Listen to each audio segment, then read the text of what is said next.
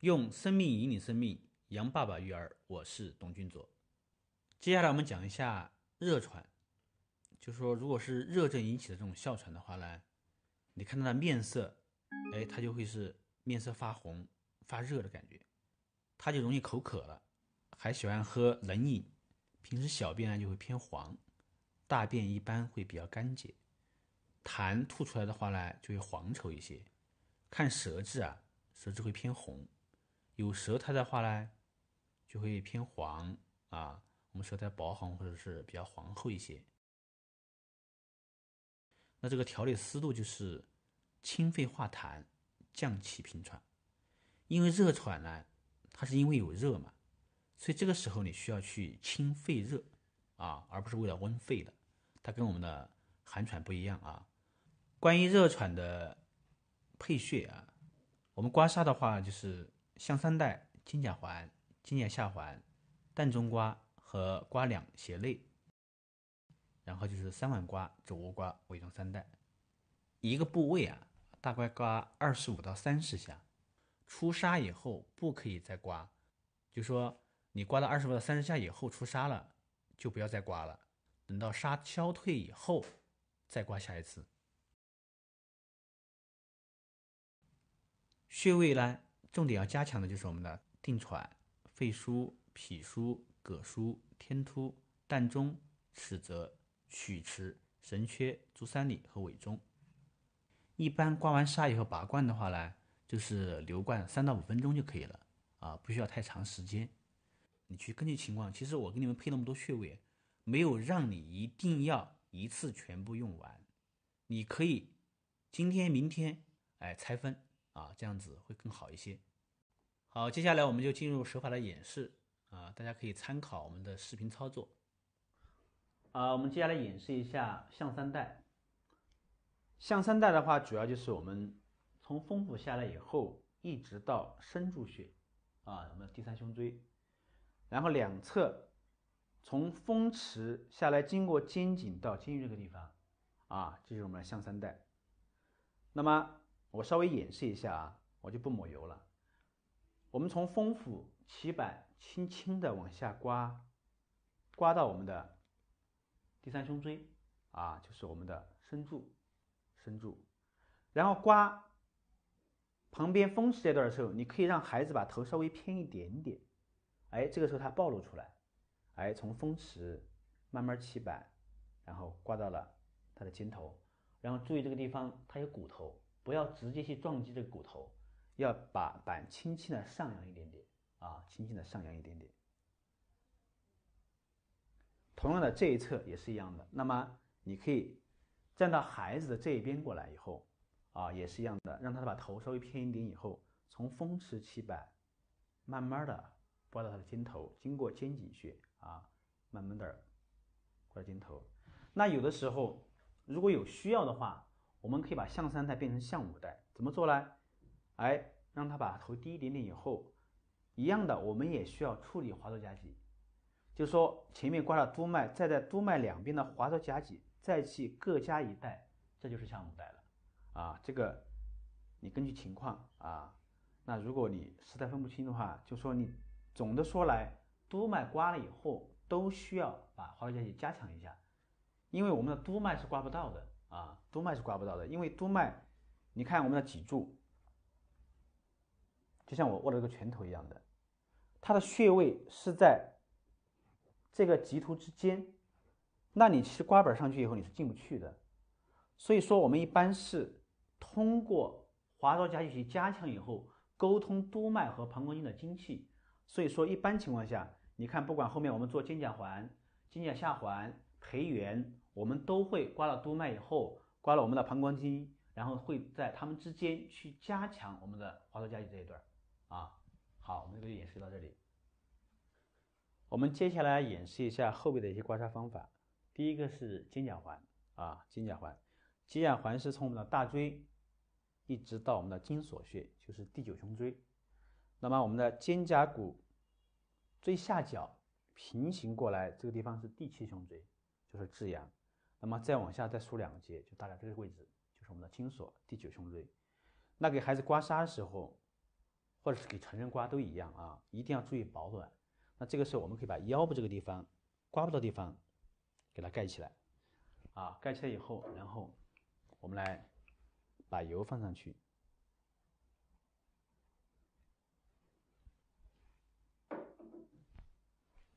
这个时候刮痧，我们先刮中间督脉，中间督脉，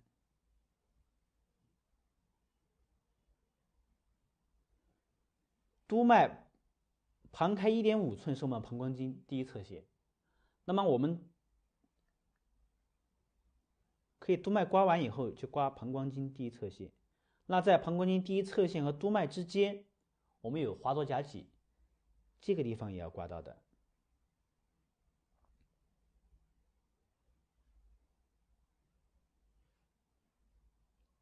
我们的正中间督脉、华佗夹脊，然后膀胱经第一侧线。有的时候给孩子刮痧的时候，他要么痛，要么痒，这个很正常啊。跟孩子多沟通，这是我们临床应用非常多的一个部位啊，我们的肩胛环。那么再往外走一走的话，还可以考虑顺着他的肩胛骨这个内侧缘给他刮一下。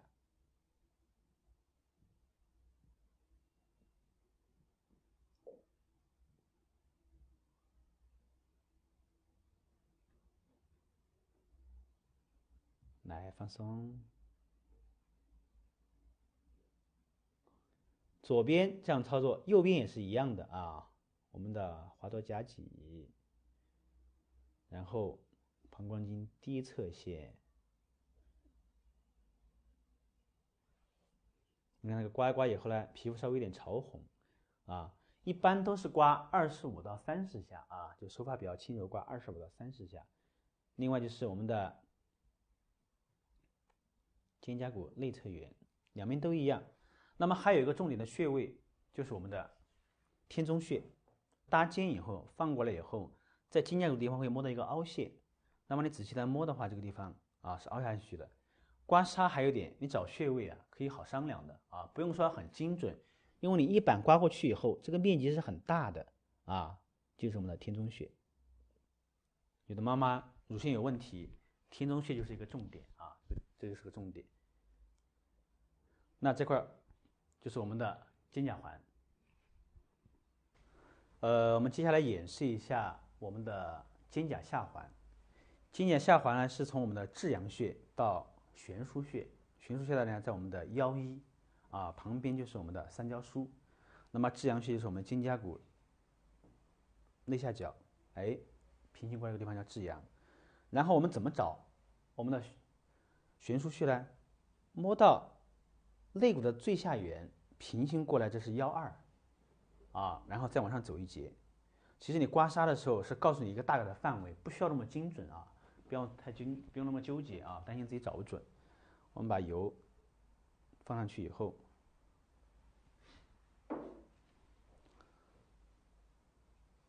来放松。先还是刮我们的督脉，从至阳下去，然后刮到腰一，然后我们的膀胱经第一侧线，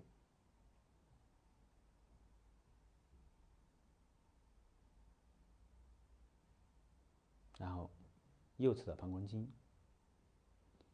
你这样给他刮，他就会觉得比较痒这是很正常的这是很正常的。给孩子做的时候，孩子有点痒很正常。你要跟孩子多沟通，多鼓励他然后就是我们的华佗夹脊。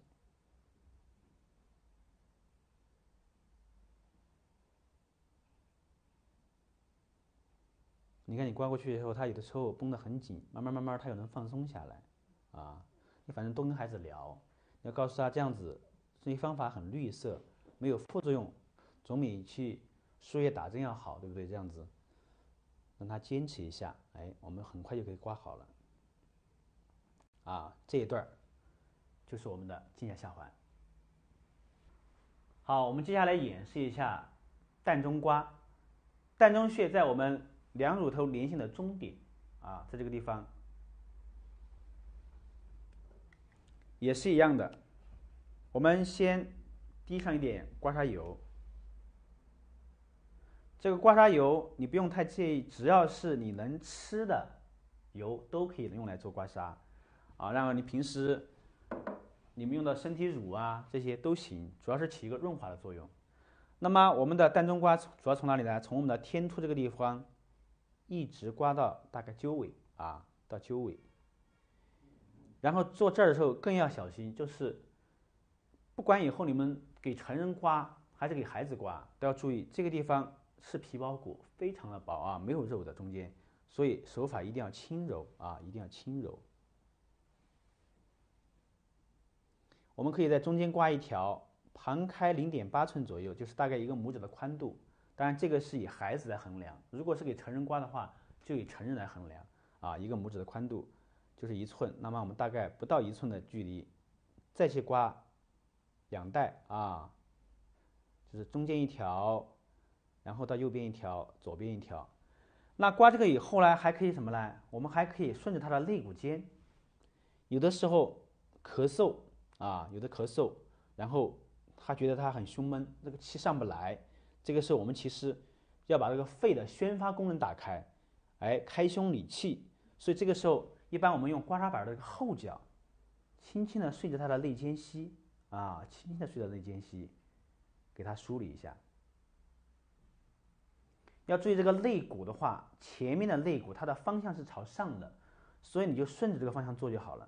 因为我们刮的，你看我的食指和中指相当于是2个肋骨，我们刮的位置是在肋骨之间，所以说你很轻柔的过去以后啊，就在肋骨之间了。同样的左侧我们也可以做啊，也是方向朝上啊。不管是给孩子刮还是成人刮的时候要注意，我们的乳头和乳晕这个地方是禁刮的，就是不可以去刮。那么如果遇到成人刮的时候，这个地方有不明的肿块的话，一定是要避开的，不要在这些肿块地方刮啊。下面依然有肋骨，这个地方也可以轻轻的往上梳理，就顺着这个肋间隙做就好了。啊，两边都是一样的。好，我们的膻中刮演示到这里。好，我们来演示一下刮两肋，就是我们的肋骨的两侧啊。我们主要演示左侧啊，右侧也是同样的操作方法。刮两肋的话呢，主要可以开胸理气、宣肺啊。那么就是从上往下啊，从上往下，就是它整个外侧这个区域你都起来刮一下。那大概你可能这样刮一带25到30下，这样刮一带25到30下，这样再刮一带25到30下，啊，这就是我们刮两肋的一个操作方法。右侧跟左侧是一样的啊，同样的操作方法，让孩子稍微侧身，你就好操作了。好，那就这样子。好，我们接下来演示一下三碗刮。这个刮痧的话呢，有2种，一种的话就是用上润滑的油啊，刮痧油；另外一种的话就是可以隔一做。我们演示一下，就是我们用这个刮痧油啊。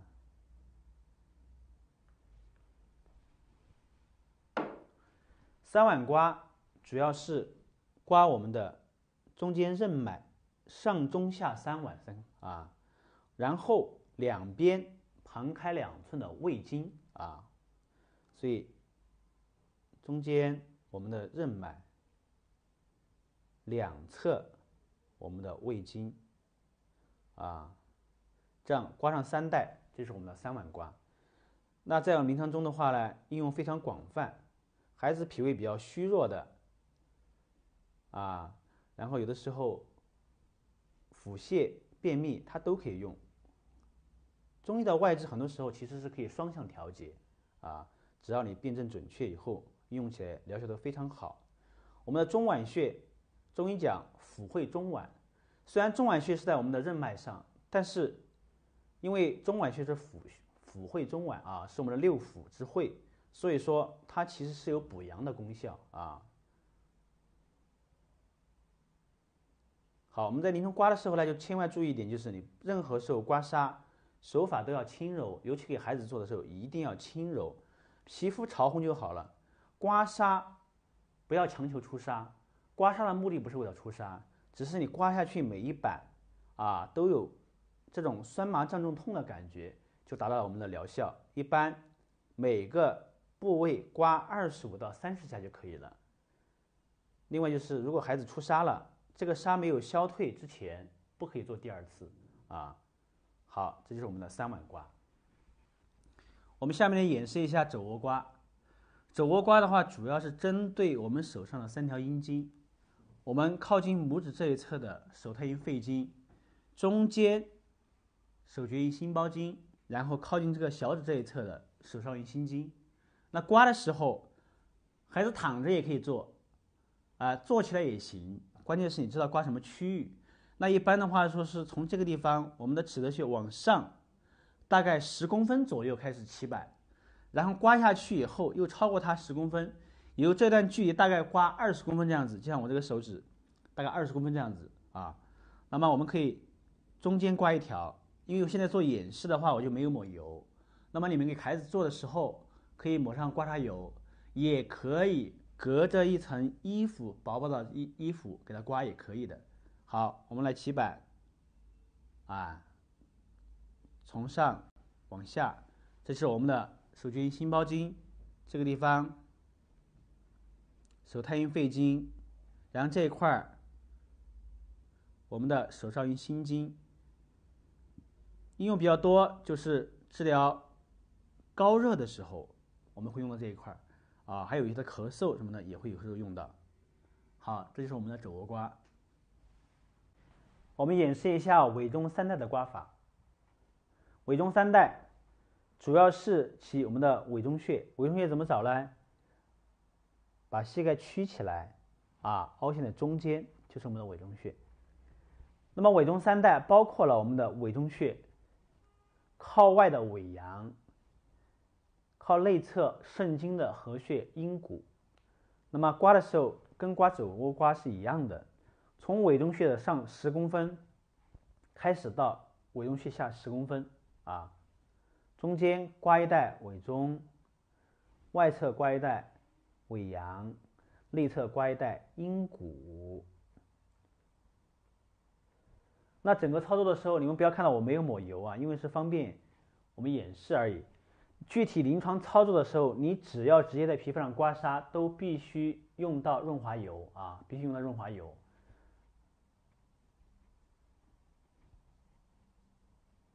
好，这就是我们的委中3带。我们接下来讲一下定喘穴。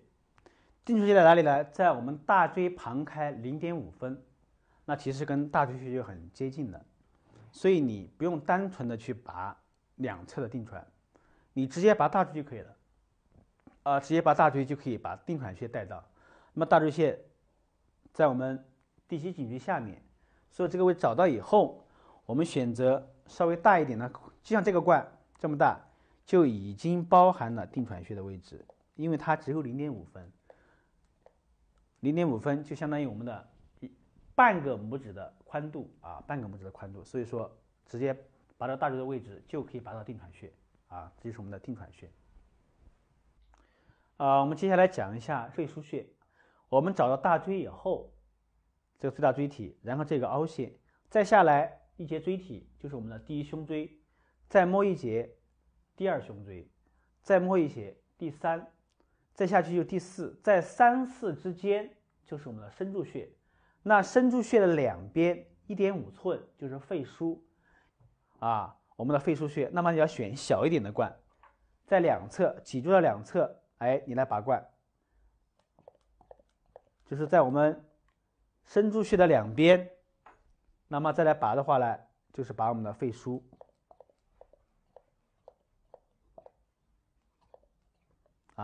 这样的话就是同时拔了2个肺腧我们讲一下脾腧穴和胃腧穴的拔罐方法。那么怎么取穴呢？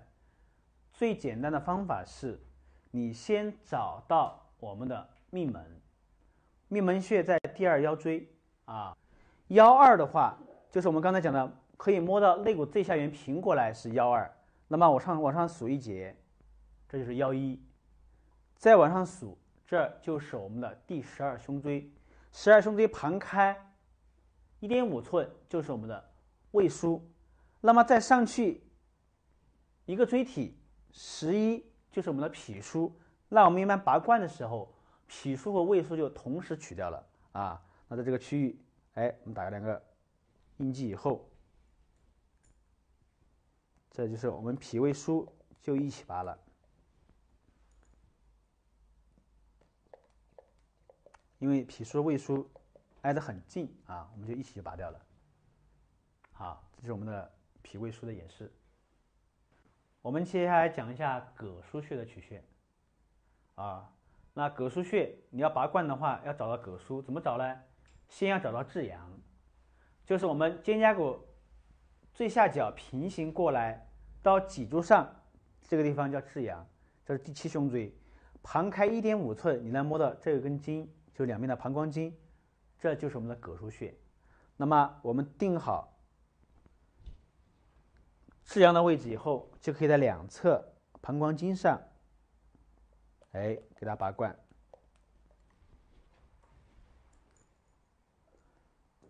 这就是我们的膈腧穴啊，膈腧穴的拔罐方法。我们先来讲一下天突穴啊，天突穴。那天突穴的话，你一般这个地方拔罐的话不是很舒适，那么我们就可以用这个拔罐枪，直接做闪罐。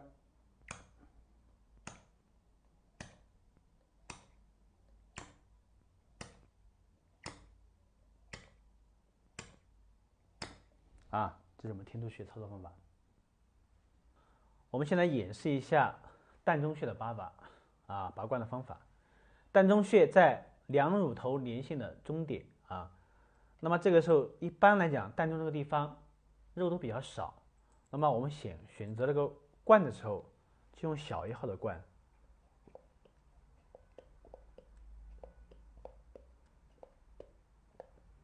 啊，好。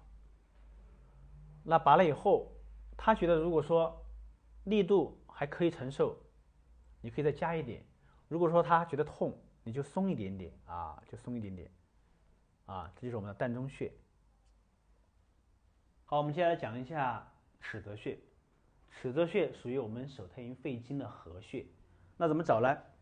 我们看这有个横纹啊，走横纹，走横纹摸过来以后，哎，你就会摸到一根大筋。那大筋过来以后，这个凹陷的地方就是我们的尺泽穴。那这个位置定好以后，我们就可以拔上罐了。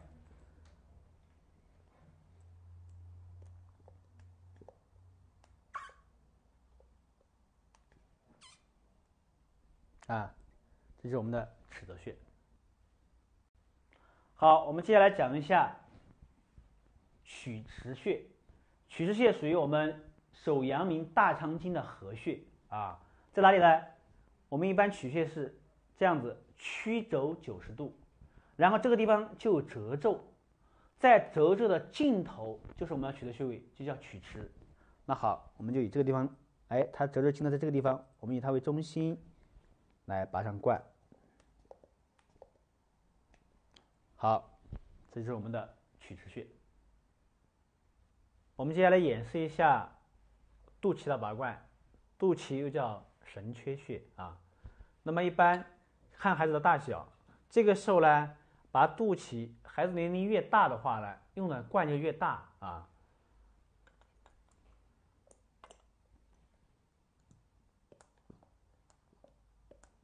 那你拔3下以后，你可以先停留一下，问一下孩子，哎，现在痛不痛？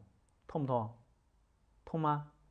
啊，他说痛，那么好了，3下以后我们就不要再拔了，可以等到3分钟以后，他的痛感没那么明显的时候，我们可以考虑再加一次到半下啊，就是你吸的时候不要吸得太猛啊，循序渐进的。肚脐的话，临床应用也非常多，你比如像腹泻的话，你单纯拔一个肚脐就可以。那还有的意思，荨麻疹也是可以通过拔肚脐啊，也可以把它解决掉的。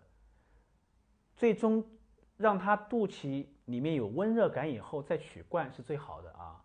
如果说孩子不知道怎么描述的话呢，一般得到3到5分钟啊就可以了。好，我们接下来讲一下足三里。足三里在我们的外膝眼下3寸，这个胫骨旁开1横指。那么我们先摸到这个外膝眼，摸到外膝眼以后，然后孩子的4横指，那大概我们成了3个横指的距离。过来以后，这个骨头往外再走一点。那你不管你刮痧还是拔罐，都找穴都可以商量啊，偏歪一点点没有关系。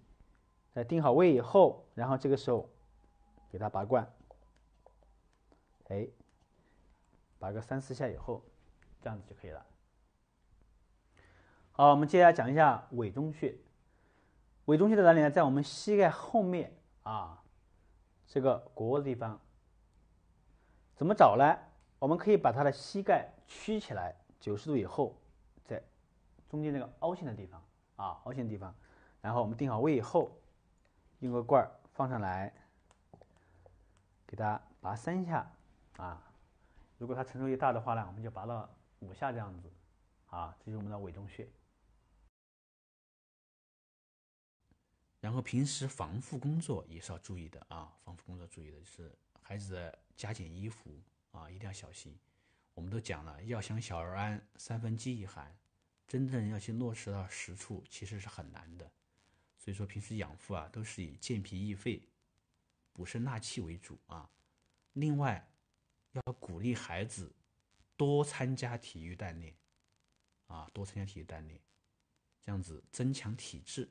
这才是解决根本的一个办法。我们要注意，就是说这个，不管它是寒喘还是热喘，哮喘的症状一旦缓解以后，马上就要跟进的就是要调理脾胃，这个是重中之重啊。孩子脾胃虚弱，消化吸收不好，抵抗力就会差。那么一有风吹草动，一旦感冒就很容易引发哮喘，所以它免疫力的提升是很重要的。我之前也说过，象从瓜是可以提升孩子的免疫力，捏脊揉腹也是可以提升孩子的免疫力。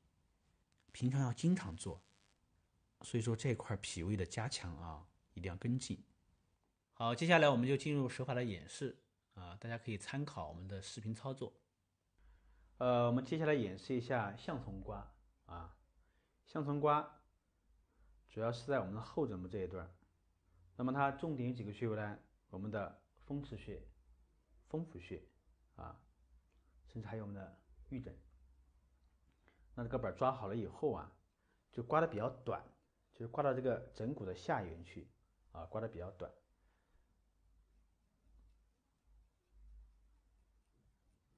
然后一般的话呢，我们是把这个后枕部这一段分成了13份啊，13个等份。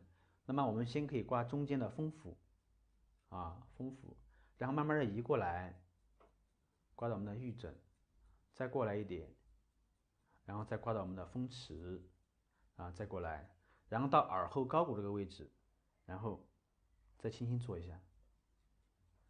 右侧也是一样的啊，中间刮了以后，慢慢过来。那你如果说平时带孩子在外面，遇到这种情况，孩子受寒了以后，你不好给他刮象从瓜，你可以用几个指头给他挠啊，也是一样的。尤其孩子很小这种，其实你后枕部刚有点受寒，给他一挠后枕部，挠到有点微微出汗，这个感冒就解决掉了啊。这是我们的象从瓜。好，我们现在来演示一下捏脊。捏脊的话，我们主要是用拇指往前推啊，往前推，然后食指和中指配合。你看，左手往前推了以后，右手再往前推，再换左手，然后交替。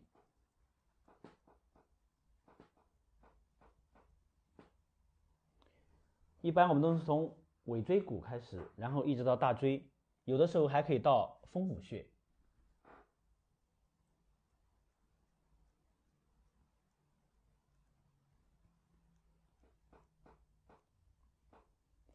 那一般来说呢，我们有个重要手法是什么？叫3捏1提。3捏1提就是捏3下，1、2、3，这个时候要提一下。提的时候有一个技巧，很多人提的时候是边捏就边发力，这样子不行啊！你一定1、2、3，这个时候稳住，稳住以后垂直发力，就是感觉把这个人整个拎起来啊，然后我们再来，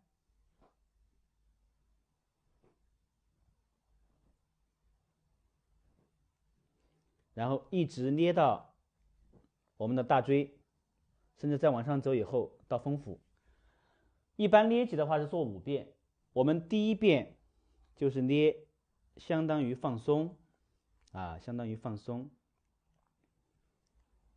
然后第2遍的时候，我们去做3捏一提。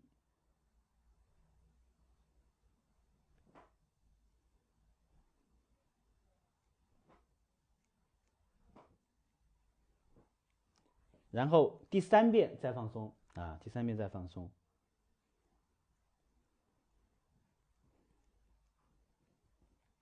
然后第4遍的时候，我们再重复3捏一提。这个力一定是垂直往上啊，一定垂直往上。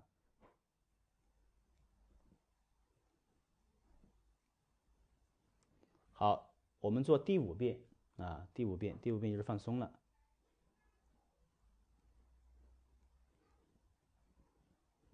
那么在给孩子捏脊的过程中，可能你从来没有做过的话，孩子一开始会比较抵触，因为捏的时候他会感觉比较痛。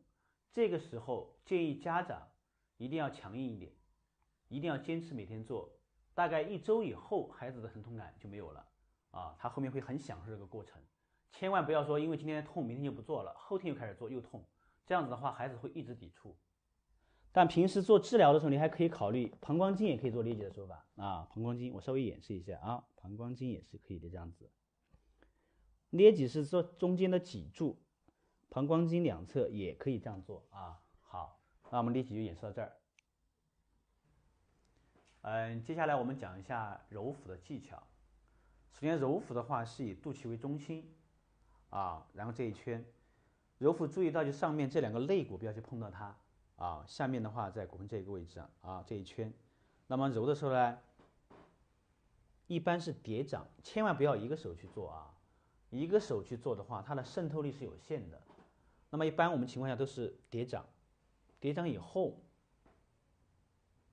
啊，顺时针。